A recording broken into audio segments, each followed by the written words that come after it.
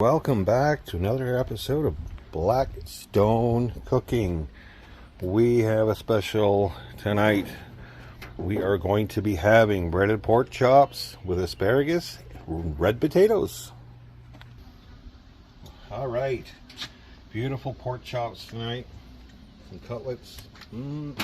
Okay, so breaded pork chops. I'm gonna put them on a little bit of a high heat to get them going,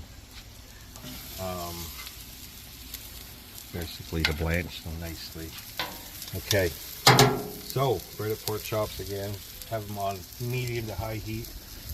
We're going to do at least 3 to 4 minutes on one side, and we're going to flip it over and do the same thing. We're going to have our asparagus, which you're going to do halfway. Once we flip these fellas over, we're going to put our asparagus on, and then we're going to have our already half-cooked red potatoes, and we're going to put them all there and brown them up really good.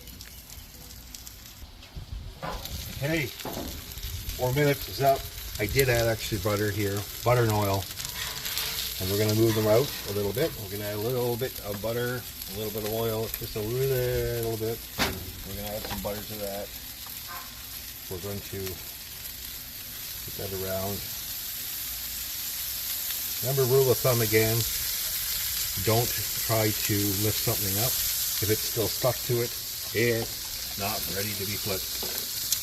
Take a pork chop. Look at this. Nice. Fire it up this side, ready to go. Same thing. A little bit of oil we're going to put on. A little under an ounce. A little bit more butter on here. Butter and oil. So our butter doesn't melt or doesn't burn. Okay. We're going to take our asparagus. We're going to put that on here. Same thing with asparagus. If you watched the last video with the broccoli, add a little salt to them, even when you steam them, and they're not going to discolor. Put it on. Again, you want to speed up the process. Put a little bit of tin foil over there, and then we can steam them. Put a little bit of water in there, steam them nicely. We're going to move to our red potatoes. Again, a little bit of oil. We're not going to add the butter to it. Potatoes are half cooked. A little water in there, won't hurt anybody. Put those guys on.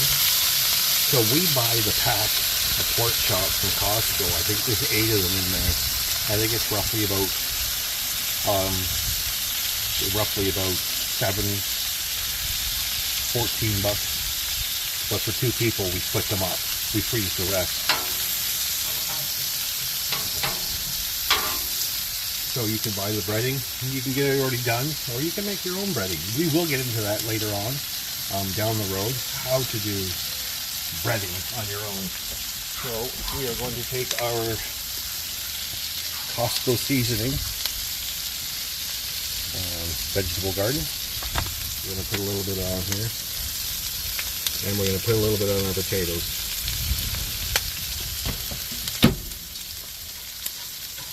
Okay, now that we flipped our pork chops, we are going to get rid of these tongs, cross-contamination. We're going to get our new pair of tongs ready to go. We're going to flip these.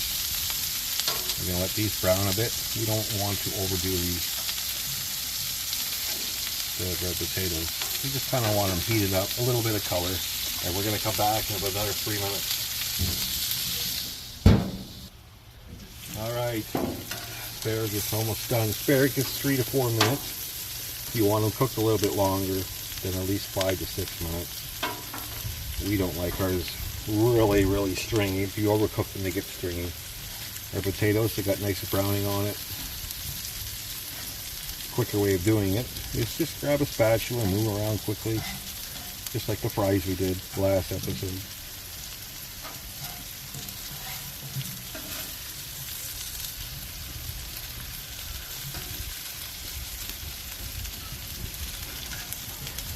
Alright, pork chop.